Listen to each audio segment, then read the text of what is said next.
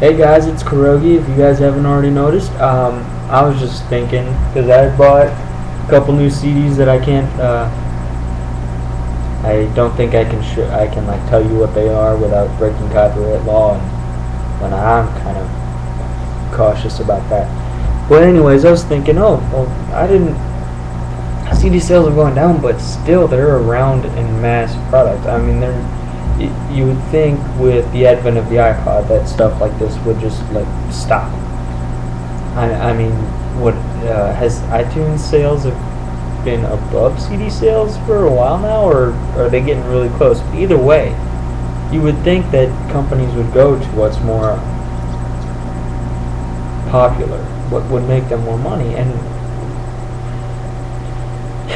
that makes it really interesting as to how, because to me I'm thinking the only way this is possible is if either a lot of people are like me and buy CDs just to rip the songs off of them and put them on their computer and every once in a while listen to their stereo, or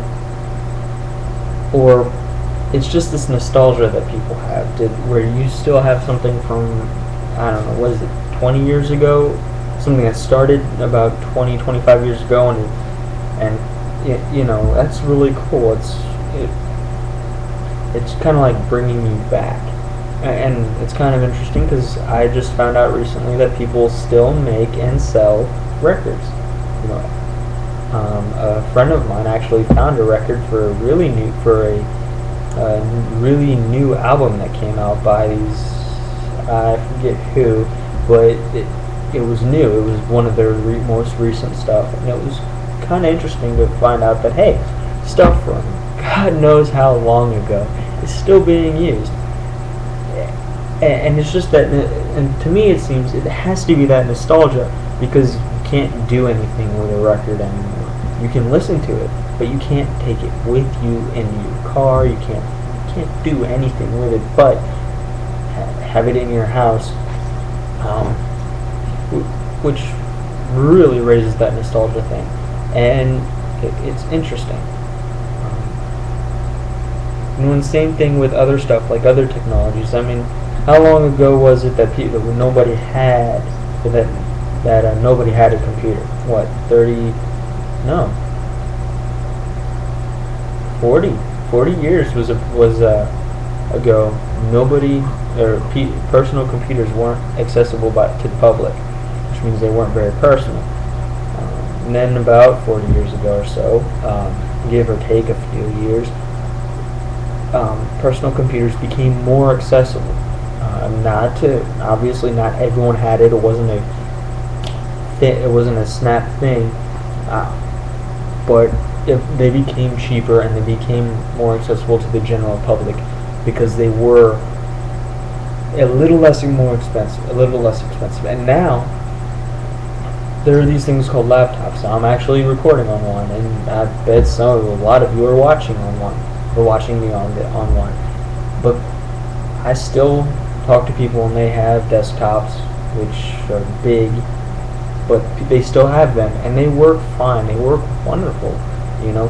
And a lot of the ones I've had to deal with are old, but I know that they're still making them because people are into that kind of thing. I mean, what is it now? Laptops are actually on just at the same level as desktops now, so there really isn't any reason to be selling desktops anymore. I mean, if you can have a portable computer that does the same thing as the one that isn't portable, and have it at the same price, that's awesome. But people still buy desktops. Why? Because it's nostalgia. It makes sense. That's how it works. Or that's how it works with my observations. Again, or no, as from a previous recording. Anyways, what I'm saying may not be yours. They may be because there are just certain ideas that you guys have, or beliefs that you have that, or other people have, that they don't need a laptop or they don't want one, and that's fine.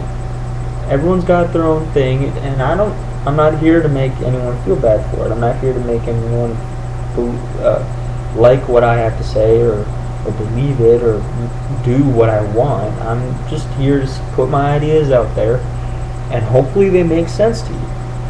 hopefully you guys listen, and hopefully you're a lot less ignorant than the people I've been talking to for a while, because because one of the things that kills a lot of free speech and what that is people fearing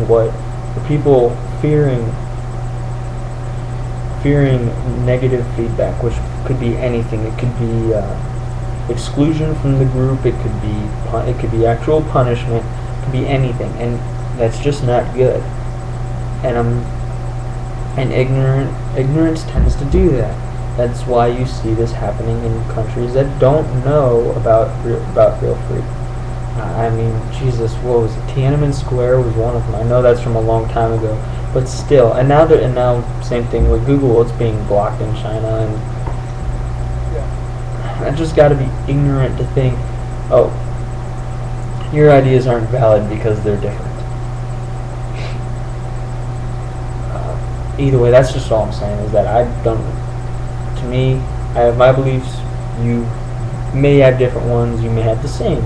You may have quasi the same, which is kind of like you kind of agree with what I say and you kind of don't agree with everything. And that's okay. To me, it's not a problem. You have your own, and that's all I care about, is that you are your own free thinking person. And with back on track, with this nostalgia thing, it's really interesting because you get to learn old things. And that way, if something new doesn't work, you can go back into something that did work until you either have the money to fix what's broken in the new system, or new whatever, new car, computer, light bulb fixtures, CFs, or whatever those fluoro light bulbs are nowadays. Those things, I don't know. I'm not very good with those. What is it? Beds, even? I mean, God, it's just, you learn about old things when you use nostalgia, which is really interesting, because then if something breaks down, you can go back to something that did work until what works better gets fixed. And it doesn't always work. Sometimes you find it's more fun to do things because you want it to, or without any help. And that is a big pride issue with some people, as they would think it is. But it helps. It makes people feel good to know, hey, yeah, I did this. I didn't need help from a computer or this or that or the other. I did this on my own. And that is an awesome feeling. To make this come true for you, I would suggest reading books about anything. Just making learning about stuff a priority, because anyone can do it. You can learn exactly the same things as you do in college from a book. In fact, they sell the same textbooks in bookstores as they do in colleges. I would know. I have a few. The ones I got from my classes are the exact same books I've seen in Barnes & Noble and Borders and all these other stuff.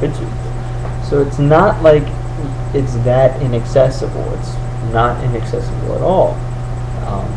Again, you don't have to do this. If you don't want to, that's fine. I just think that it'd be a good idea because it can't hurt. Even if you don't ever use it, it can't hurt you to actually to just try. Because one day you're gonna need it, and one day you may need it. I can't say you're going to, because I don't know your life and your future. I don't know you. Which, by the way, start leaving comments. It kind of helps me to know that what I'm saying is getting through, or what I'm saying is appreciated or whatnot. It would help. I'm getting to the 10-minute mark. Either way, as I said, if you don't want to, but you don't have to. You don't have to read any books to learn. You can actually learn by doing like I do. Anyways, I'll see you later, possibly in a new video today. I don't know. I have so much to talk about. Wait a minute, what? Oh, I guess I can go. Anyways, as I said, I'll see you in the next video or whatnot. It'll probably be later tonight. I kind of don't have anything to do, and I've got a lot to talk about. So, see you guys later.